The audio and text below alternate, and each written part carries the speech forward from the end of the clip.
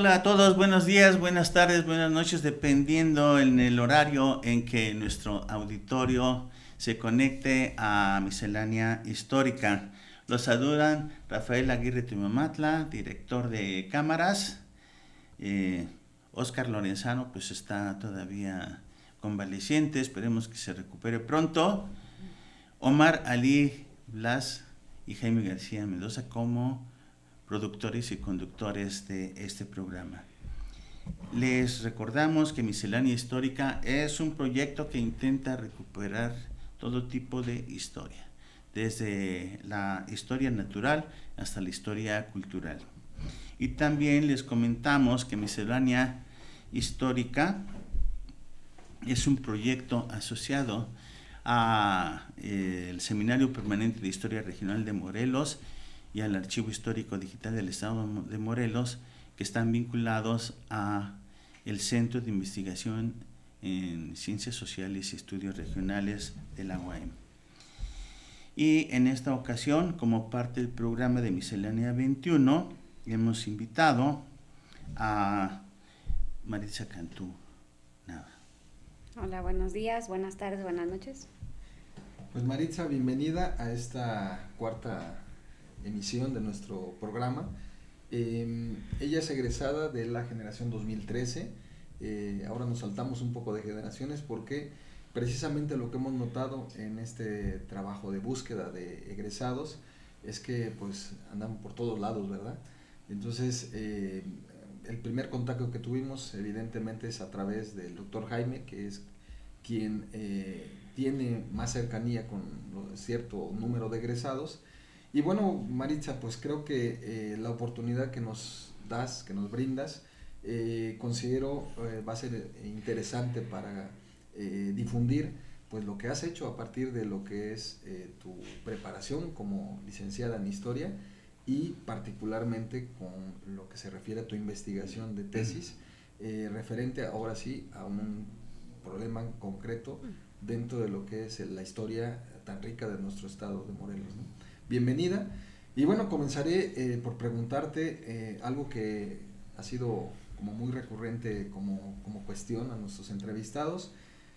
¿Cómo es que Maritza llega a nuestra facultad? Que no sé si llegaste en ese momento de transición o bueno, ¿cómo es que arribaste a la UAM en Historia?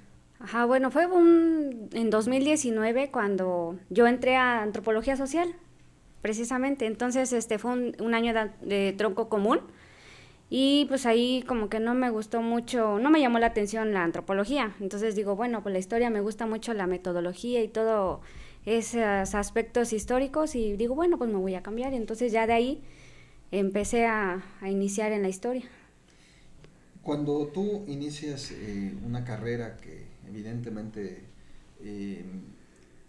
a veces no tiene nada que ver con otros niveles de enseñanza, llámese media básica o básica, te enfrentas a cuestiones particulares, ¿no?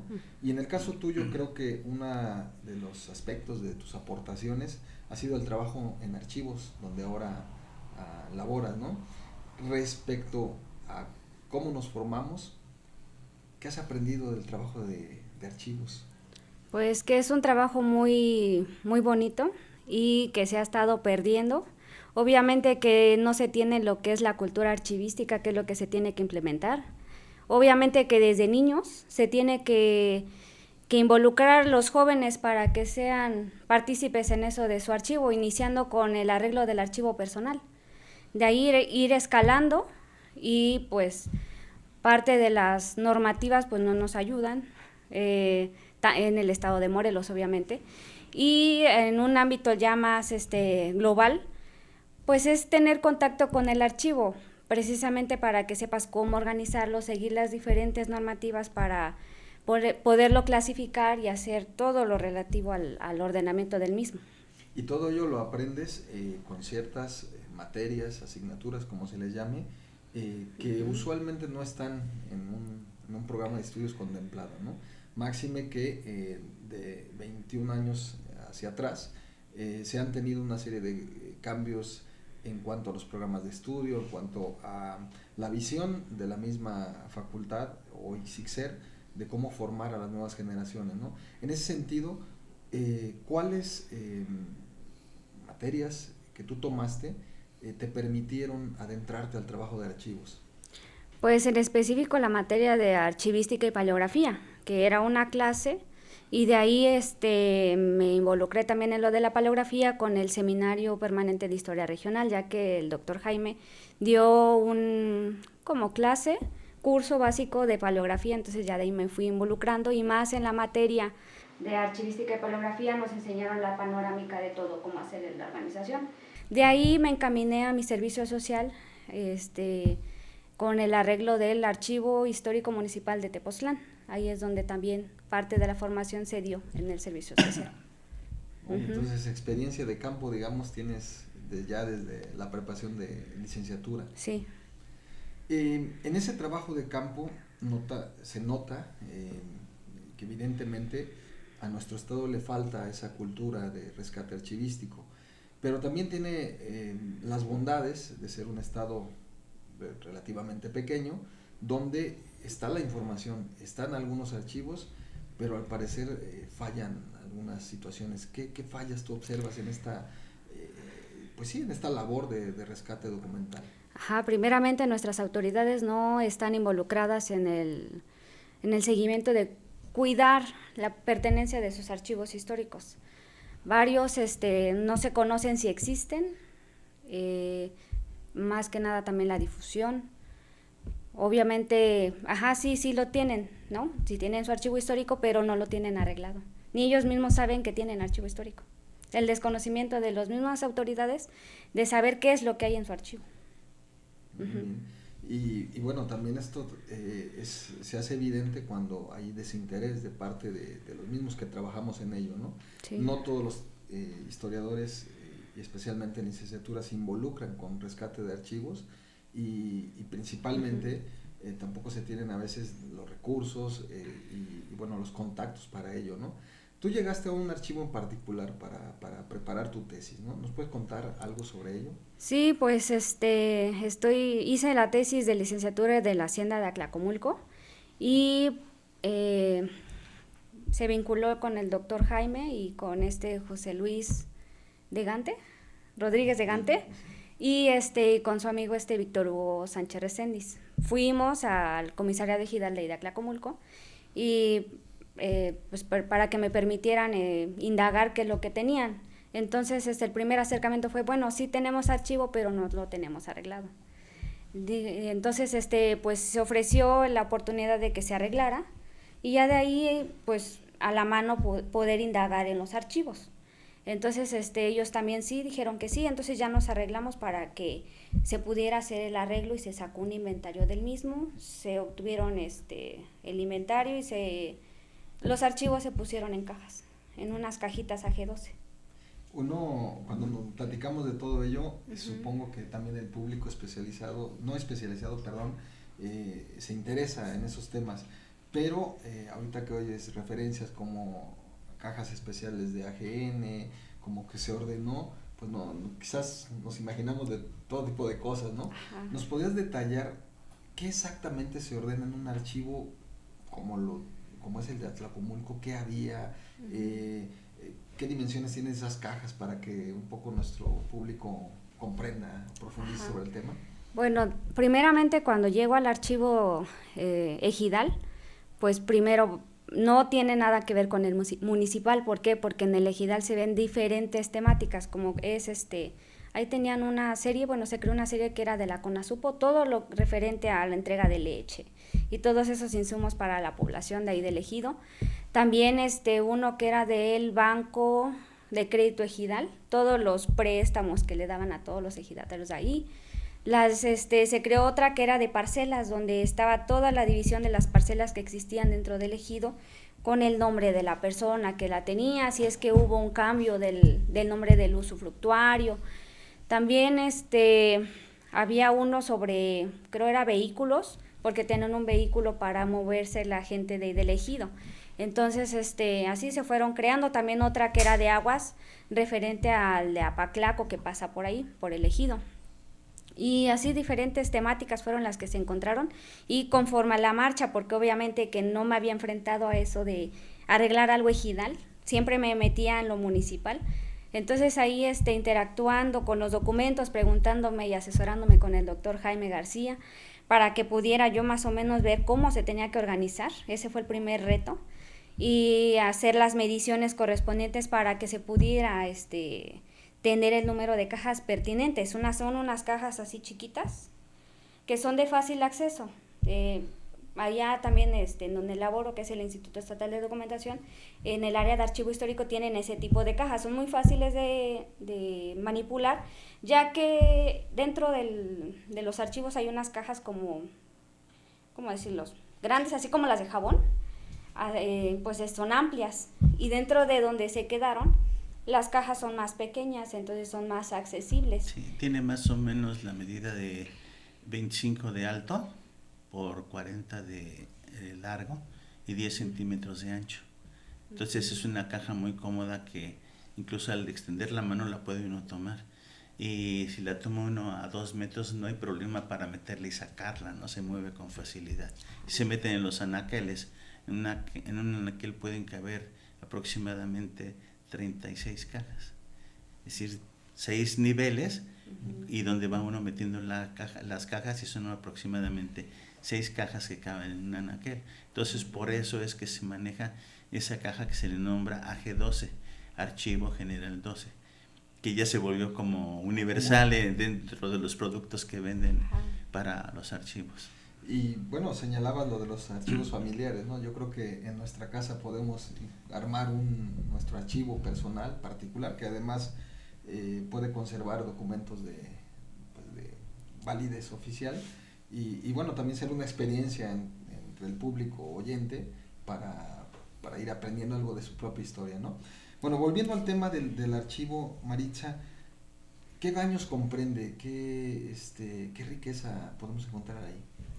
En ese archivo del comisariado ejidal, pues es desde que se formó el ejido, que fue más o menos en 1923, hasta más o menos los 80s. Todo ese periodo es el que abarca ahí dentro de ese archivo.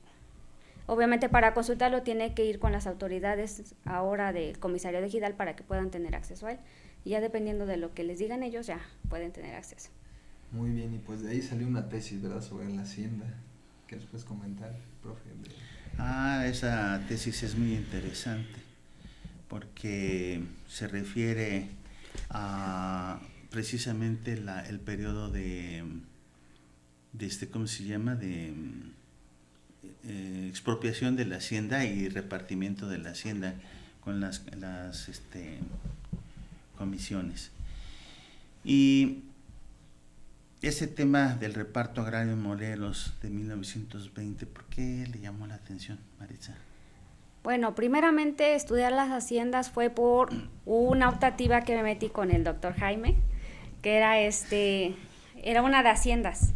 ¿Qué hacía? Así, ibas a la hacienda y así se hacía un recorrido, por todas las haciendas. Entonces yo digo, bueno, pues, ¿cómo sería la magnitud de operancia en la actualidad de esa hacienda, no? Y entonces después ahí haciendo investigaciones, pues sí, se crea la hacienda, pero ¿qué pasa después de la hacienda? ¿Ya ahí termina? ¿Se acaba o qué? Pues no, sigue el reparto, ¿no? Ya los que estaban ahí ya adquieren un pedazo de tierra, y pues por eso me llamó la atención. ¿Y por qué escoger la hacienda de Atlacomulco? Pues precisamente porque yo sentí que no había información de esa hacienda, y me pareció interesante saber qué pasó con las tierras que tenía el Marquesado del Valle, ¿no? El título que tenía del Marqués del Valle. Entonces de ahí fue lo que me llamó la atención. Entonces ya tiene muchísimo tiempo esta hacienda. ¿Cuál es su origen? El origen de la hacienda, primeramente fue una hacienda muy pequeña en Tlaltenango, ¿no? La hacienda en la hacienda de Tlaltenango, enfrente de una iglesia que es de la Señora de los Milagros. Sí, ahí hay unos vestigios en una primaria. Sí, que de hecho es la hacienda de Tlaltenango todo eso. Ajá. Lo que pasa que los molinos estaban en esa parte donde está la escuela, ¿no? Ajá, exactamente. Uh-huh. Entonces dicen que porque se iban a subastar los bienes, no querían que se los quitaran y los trasladaron a aquella zona de Tlacomulco, porque así también le conocían como Tlacomulco.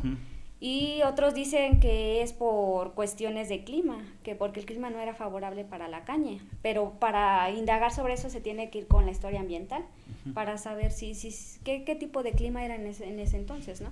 Entonces hacen toda esa migración ahí a Jiutepec, bueno, al poblado de Jiutepec, y ahí se crea ya la maquinaria, ya con los descendientes de Hernán Cortés. ¿Se mueve la maquinaria de Tlaltenango allá? Ajá. Okay. Sí, porque ahí en Tlacomulco había unas moreras para hacer la producción de seda. Sí, sí, que fue de los proyectos que tuvo Cortés. Y sobre todo ese periodo desde el independiente siglo XIX hasta la Revolución, ¿cómo evolucionó esa hacienda?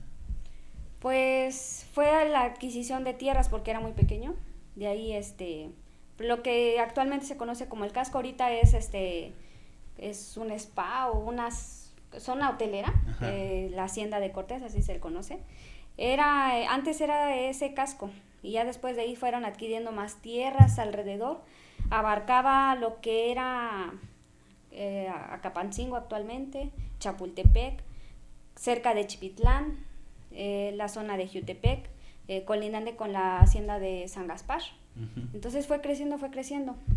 Tuvo siempre pleitos con los caciques de ahí de Jiutepec, porque les querían quitar los territorios, pero pues de todas maneras se siguió ampliando la hacienda. Para 1833 más o menos se hizo pues ya el finiquito de lo de la independencia y les querían quitar el título nobiliario, les quitaron el título nobiliario y se retira. Hay un cambio porque el Marquesado del Valle tenía un estatus especial, como un estado dentro del estado. Cuando viene el fin de la independencia, entonces viene esa transformación de que desaparece el marquesado, aunque respetan los bienes inmuebles que eran parte del marquesado, ¿no? Ajá, entonces les retiran, de todas maneras les retiran todos los bienes a los descendientes de Cortés, y en ese tiempo el administrador era Lucas Alamán.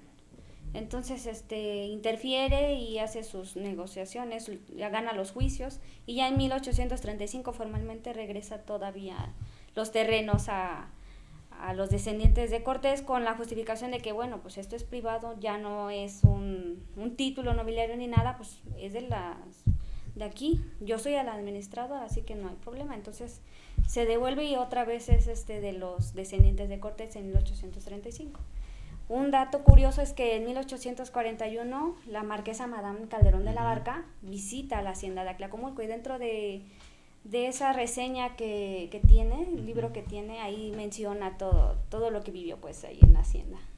Hace una descripción de la hacienda, ¿no? Exactamente, dice que había cafetales, naranjos, y también otra reseña es de no recuerdo su nombre, pero sí, hay varias visiones pues de la hacienda en ese entonces. Los que visitaron ese lugar en el siglo XIX. Ajá. Altamirano.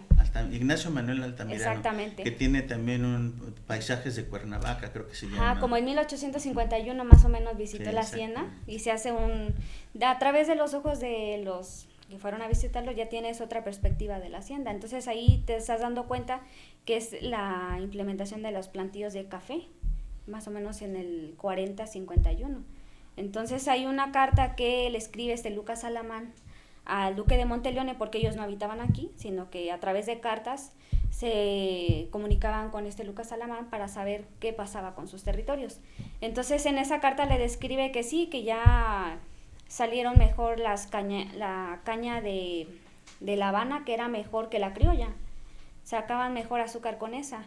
También que les mandaban algunos recuerdos de aquí de la hacienda, como naranjas, tarritos de café que habían salido, y algunos otros productos para que probaran las exquisiteces que salían de aquí de esos territorios en Tlacomulco. Muy bueno. Sí. Eso un poco da idea de la riqueza natural que tiene el estado desde tiempos inmemoriales, ¿no? Vamos a decirlo, y también revalora un poco lo que es la conservación de ciertas áreas, ¿no? Específicamente de cuestiones del agua, que hoy hay unos detalles, ¿no? ¿Hay algo sobre eso, referencia? ¿Tú investigaste sobre eso? Sobre agua en específico no, pero sí, dentro de la arquitectura que hay de la hacienda, hay varios acueductos que rodean actualmente lo que es el casco. Y sí, pues la gente obtiene agua de ahí actualmente, que es lo actual, ¿no? También parte del acueducto va a dar a lo que es el Parque Chapultepec. No, más bien sale del Parque Chapultepec. Sale del Parque Chapultepec. Y en el Parque Chapultepec hicimos una visita con varios de los alumnos. Uh-huh. Iba con nosotros la doctora Nora Beatriz Guzmán de Antropología, iba con nosotros el arquitecto Gabriel López Marzana de Arquitectura, y ahí íbamos haciendo comentarios junto con los muchachos. Y ahí, por ejemplo, descubrimos que están los rastros de unos antiguos ductos que se habían hecho desde el siglo XVII, dirigidos hacia la hacienda de Tlacomulco, ¿no? Ya ahí en la parte de arriba ya incluso hay un fraccionamiento, pero sí se ven los restos de todos esos ductos, y nos fuimos siguiéndolos, ¿verdad?, por todos los ductos hasta llegar a la hacienda de Tlacomulco, por los propios ductos, cruzando la autopista por abajo. Uh-huh. Esa fue parte de las clases de la optativa de haciendas. Ah, muy bien. Ajá. Pues sí, es que una cosa, la gente le platica a uno de los lugares y pues sí, qué bonito, ¿no? Pero lo mejor es ir y visitar y darse cuenta. Incluso cuando uno ve correr los volúmenes de agua, pues se queda uno espantado.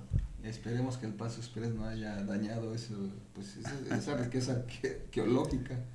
Sí, pues. Pero bueno, es lo que te da el trabajo de campo, ¿no? Y yo creo que el inicio de tu trabajo en la cuestión de la tesis, evidentemente tuvo que ver con el trabajo de campo y con una conexión particular con egresados de la facultad, ¿no? Como lo es José Luis Rodríguez, que bueno, se ha especializado ahí en el estudio del área de Jutepec. Uh-huh. Sí, así es. Hacia finales del siglo XIX, ¿cuál es la importancia de la hacienda? Siglo XIX. Sí, ya para la revolución casi. Pues hay un estudio de Felipe de Ruiz.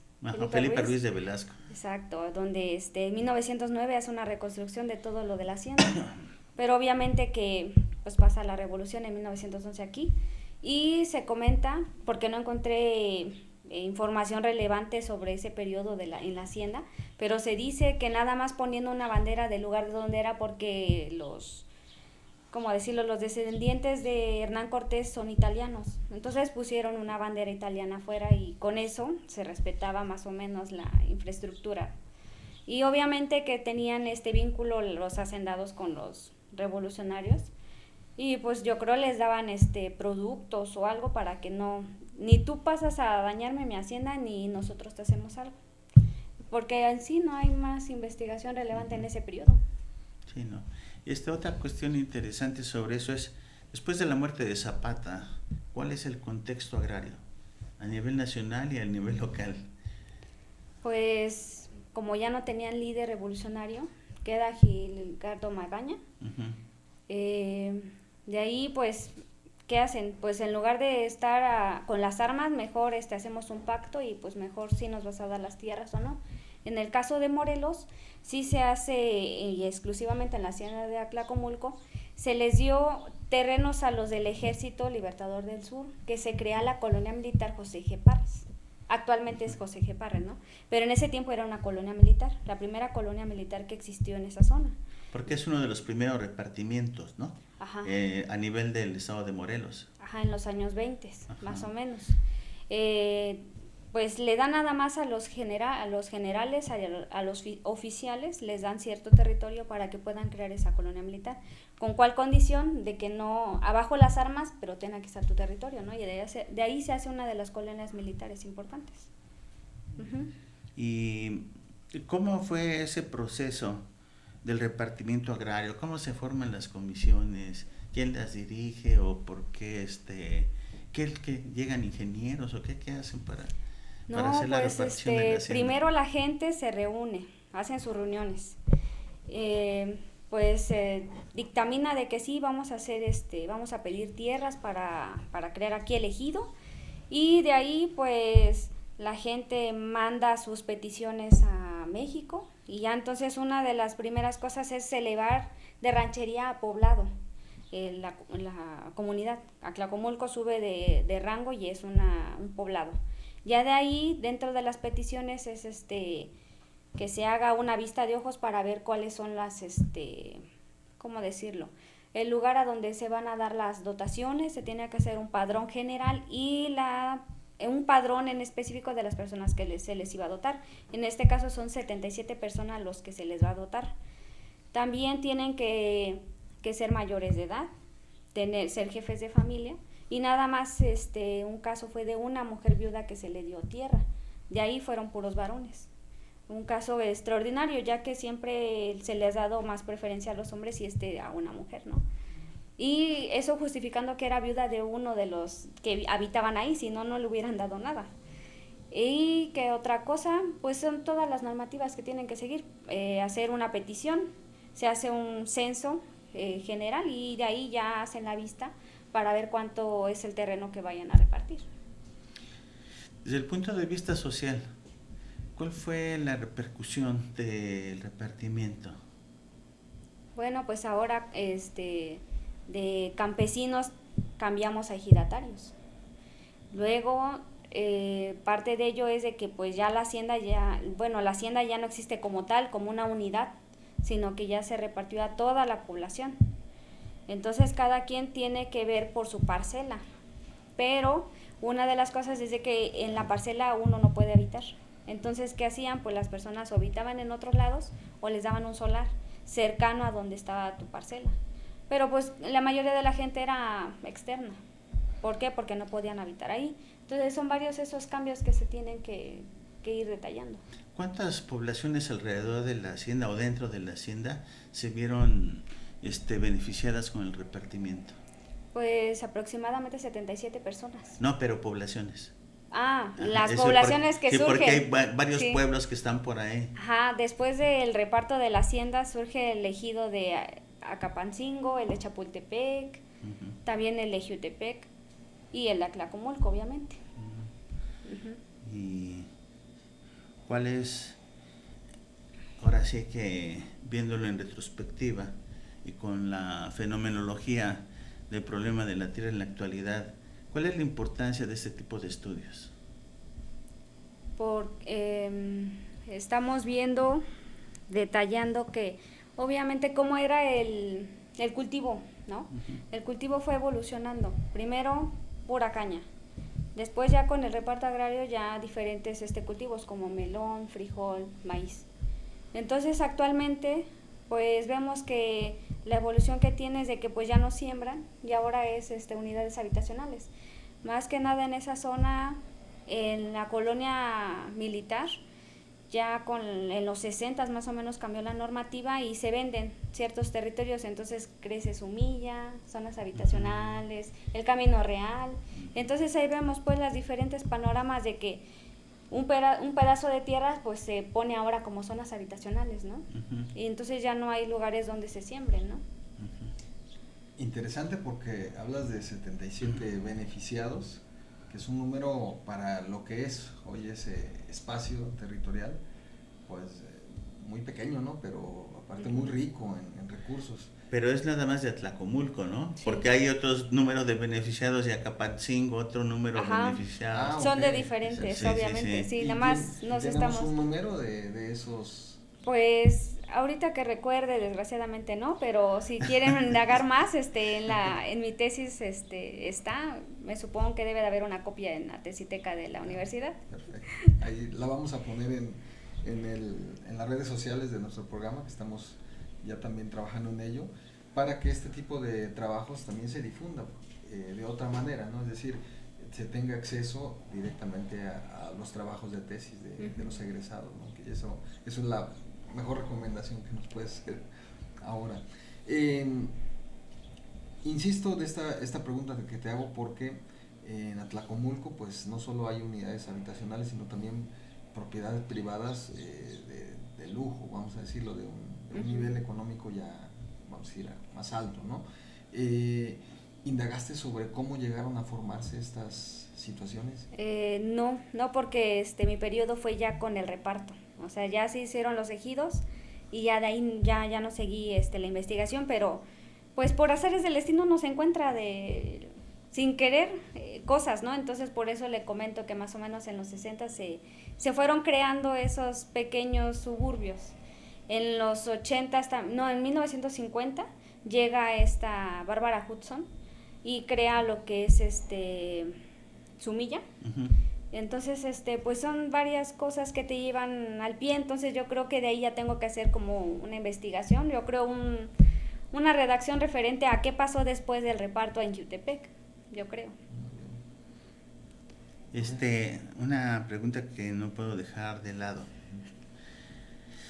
y tiene que ver con las cuestiones metodológicas que muchas veces se dejan de lado, a mucha gente no le interesa. Historia es espacio y tiempo. Un poco si nos pudiera hablar sobre el estudio cartográfico y su interpretación a través del SIG. ¿Y qué es el SIG? Ajá, el Sistema Integral de Información de Geografía. Bueno, eso ya lo implementé ya en la maestría, porque pues obviamente que aquí en la licenciatura lo que se hicieron para que se trazara bien lo que se dotó y todo eso, porque este reparto fue una dotación, se hizo una ampliación, creo que fue también una segunda ampliación, y pues hay mapas. Esos mapas los fui a conseguir en el Archivo General de la Nación, en microfilmados. ¿Por qué? Porque fui al agrario, pero pues obviamente no te dan permiso de tomar fotos, nada más anotaciones. Y en el AGN tenían ese ramo de ejidal. Entonces ahí viendo los mapas, esos mapas en el sistema que menciona el doctor, se pueden, en un programa que se llama QGIS, Uh-huh. se puede interpretar esa información y trasladar a un mapa actual. Entonces ya con eso tienes tu mapa ejidal de dotación o ampliación, lo posicionas, lo georreferencias y ya tienes un mapa actual. Pero eso también es hizo parte. un trabajo, vamos a decir, manual, mecánico, Sí. de dibujar a mano muchos de estos mapas. Un poco el proceso. ¿Cómo viene el mapa cartográfico antiguo? ¿Cómo se traslada? ¿Cómo se hace? ¿O qué herramientas usó? Pues para hacerlo rudimentariamente fue en el Google Maps. En el Google Maps se hace el trazado del plano. O sea, también como que se referencia y ya de ahí vas tomando los puntos, los dibujas y ya de ahí vas creando el polígono. Ya de ahí lo guardas como una imagen y ya de ahí lo descargas y ya tienes tu plano rudimentariamente. Ya pues obviamente con las herramientas actuales ya lo puedes dar color y ya más moderno, ¿no? Pero sí, lo primero es georreferenciarlo, porque obviamente sí subes la imagen, pero no está posicionado en el que tiene que ser, porque aquí es el 14N para que puedas, o sea, 14 norte, para que puedas trasladar tu mapa, pues a mano, porque los hacían a mano, trasladarlo a una cartografía actual. Y desde un principio, desde que empezó su investigación y desde lo más antiguo hasta donde terminó, ¿como cuántos mapas antiguos utilizó? ¿Cuántos? Recuperó. ¿Cuántos? No. Pues fue uno en el AGN, que nada más mostraban sí fue en el AGN me parece, un mapa a blanco y negro donde aparecían varios puntos y uno los tenía que más o menos localizar, que si era el cerro de la Herradura, que si era el paso de las lagunas o a ver qué, porque nada más te daban puntitos y ya, en una foto en el AGN. Otro era uno a color, que está el cerro el cerro de Chapultepec, creo era, o algo así decía, y la arquería, ¿no? De Huimaque. Y ya entonces ahí haces referencia de que están los acueductos que mencionaba el doctor de ahí de Chapultepec, de donde está el Paso Express actualmente. Esos son dos. Luego está los mapas de reparto de la dotación y ampliación, segunda ampliación, que se sacaron también de microfilm de la AGN, Archivo General de la Nación, y otros mapas que se recuperaron de aquí del Instituto Estatal de Documentación del área de archivo histórico, que era sobre un pleito en Tejalpa. Entonces ahí ya tenemos ¿Y otros del mapas. comisaría digital no encontraron mapas? Sí, planos? también se encontraron algunos planos, tanto actuales, que no los integré obviamente, sí creo que sí los integré a la tesis, que son ya modernos de aquella época del 2012-2013, y algunos planos que eran también de la dotación, que venían también microfilmados. Así que sí fueron varios. En este sentido, ¿cuál es la importancia de este trabajo cartográfico? ¿Cuál es la experiencia en ese sentido del historiador de penetrar en estas herramientas que muchas veces son más técnicas? Pues primeramente tener conocimientos de geografía para poder ubicar los puntos que se van a georreferenciar. La otra es de que ya tienes el plano y más o menos ubicar qué es lo que te da seña de que si pasó por ahí o no. Como menciona el doctor, lo primero que te puedes encontrar son los lagos, los ríos, esos son tus puntos de referencia porque casi no cambian. De ahí manejar un poco el Google Maps, que es el Google Earth, para que así ya más o menos puedas ubicar cómo está la transposición de la cartografía. Y ya de ahí ir pues metiéndote a cursos para ir especializándote en esos sistemas integrales que son ya más especializados. Otro es el ArcMap, pero sí ahí le tienes que estar picando para que puedas hacer tus planos ya más modernos como los que son actualmente, los que ocupan los topógrafos. Pues esa era la otra pregunta, es decir, la necesidad de que el historiador se acerque a herramientas técnicas que utilizan los geógrafos, los topógrafos, los arquitectos y no me acuerdo quién más, pero ese tipo de herramientas, ¿cuál es su experiencia y qué consejo podría dar sobre su uso? Bueno, pues primero todo esto me llevó en la licenciatura sí me llevó a decir, bueno, necesito una herramienta que me ayude a plasmar todos esos mapas en tiempo real. Lo primero que el doctor me orientó fue con el Google Earth, pero ya estando en la maestría, bueno, sí me di cuenta de que necesitaba más herramientas para poder hacer ya más especializados esos mapas y la maestría hizo un curso sobre estos de sistemas de información geográfica, pero sí lo que les recomiendo a los jóvenes estudiantes es que se vayan acercando a las herramientas. Hay varios tutoriales en el YouTube donde puedes ver cómo se hacen estos mapas y el QGIS es de libre acceso, no te cobran, así que ahí solo te vas involucrando o contactar con alguien que sí sepa todas esas novedades actuales. Habló de la tesis de maestría, ¿de qué es? ¿Hacia dónde se dirige? La tesis de maestría fue sobre la transformación del paisaje en el ejido de Atlacomulco. O sea, ya se formó el ejido en este caso de Acatlipa. Ahora, ¿qué sigue, no? Lo que debí de haber hecho en Jutepec, ¿no? Pero pues lo quise hacer en otro ejido. Sí, ya se hicieron las reparticiones, pero no nada más se quedó estancado ahí, sino que dio un paso más, ¿no? Pues cómo es el avance entre la ciudad lo urbano con la ciudad, que ahora esos antropólogos, sociólogos le dicen la periurbanización, ¿no? Pero bueno, ya eso son cosas técnicas, términos, exactamente. Entonces ya eso fue lo que me llevó a que los mapas que encontré de repartos se fueran plasmando en esos sistemas para que ya se crearan mapas más exactos y viendo cómo fue el impacto actual de lo que es el reparto, pero ya en otras opciones. ¿Tienes alguna pregunta más?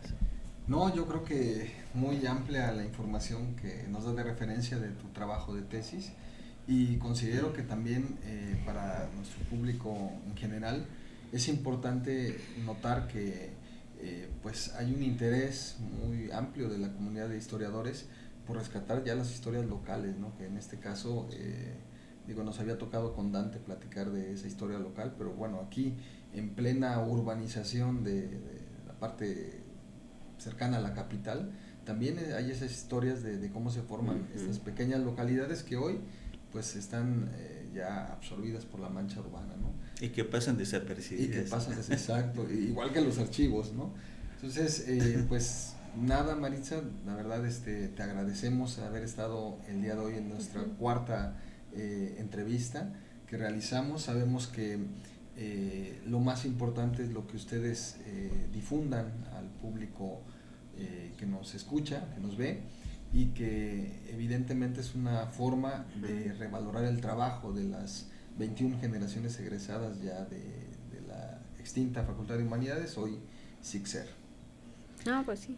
Gracias a ustedes por haberme invitado en esta ocasión para exponer todo lo referente a este tema, y cualquier, pues lo que les digo a los jóvenes es de que tienen que llevar varias, ¿cómo decirlo?